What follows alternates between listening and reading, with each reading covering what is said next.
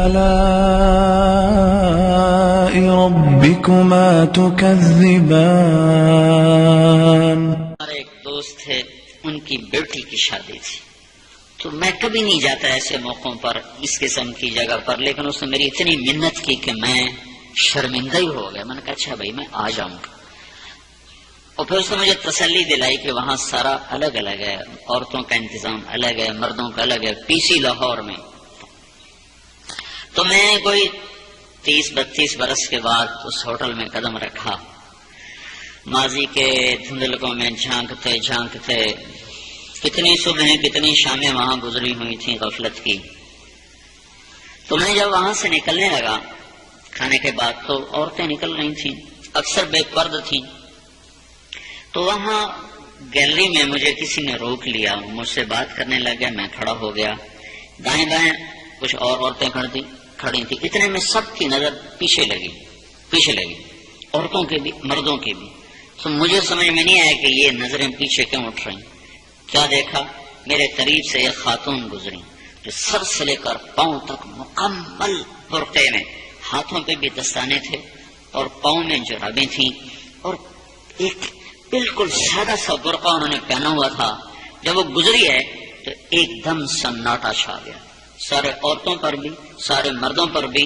تو مجھے اس وقت خیال آیا کہ یہ حق ہے، یہ سورج جب چمکتا ہے تو ہر ایک کو اس کی روشنی نظر آتی ہے۔ وہ عورت اتنے اعتماد سے گزری، ورنہ ایسے ماحول میں تو جنہوں نے پردے کیے ہوتے ہیں وہ پردے اتار دیتے، سر سے دوپٹے اتار دیتے، وہ اس میں اس طرح گزری، سب کی نظریں شرم و حیا سے جھک گئیں۔ وہ عورتیں جن کے دوپٹے کہیں جا رہے تھے ان کی بھی نظریں شرم و حیا کی وجہ سے جھک گئیں۔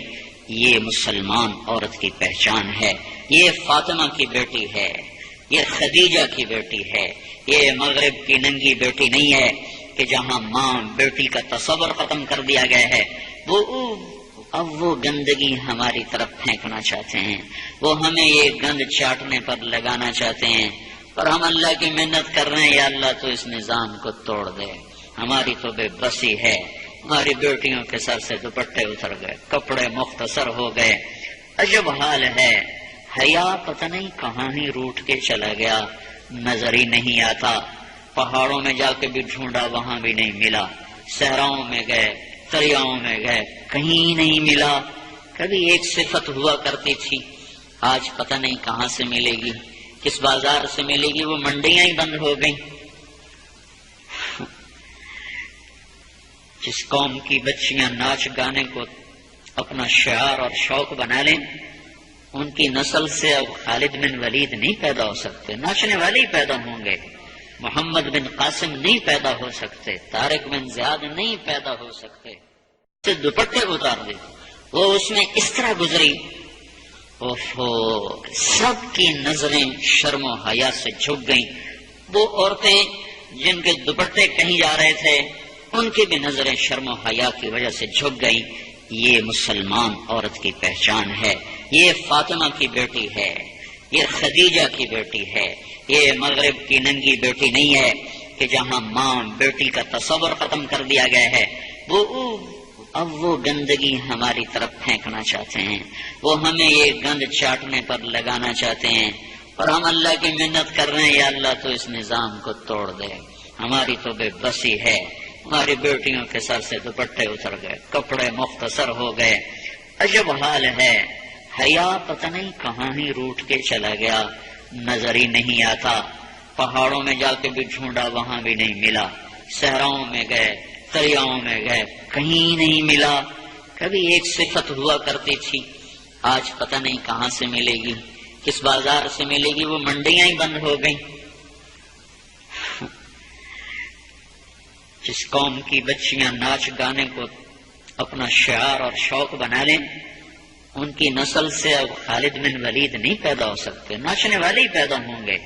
محمد بن قاسم نہیں پیدا ہو سکتے، طارق بن زیاد نہیں پیدا ہو سکتے، سر ہو گئے، عجب حال ہے۔ حیا پتہ نہیں کہاں ہی روٹ کے چلا گیا، نظر ہی نہیں آتا۔ پہاڑوں میں جا کے بھی ڈھونڈا، وہاں بھی نہیں ملا، صحراؤں میں گئے، دریاؤں میں گئے، کہیں نہیں ملا۔ کبھی ایک صفت ہوا کرتی تھی، آج پتہ نہیں کہاں سے ملے گی، کس بازار سے ملے گی، وہ منڈیاں ہی بند ہو گئیں۔